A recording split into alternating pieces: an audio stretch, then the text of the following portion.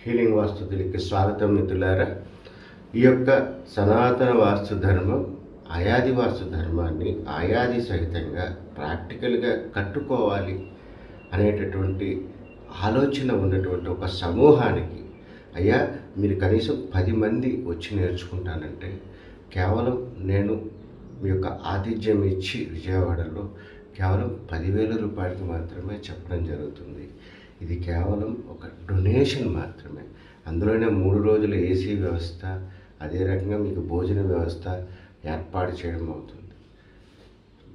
మెయిన్గా ఈ యొక్క ధర్మము శాఖోపశాఖలుగా మన తెలుగు మాట్లాడే రాష్ట్రాలలో ప్రాచుర్యం పొందాలి.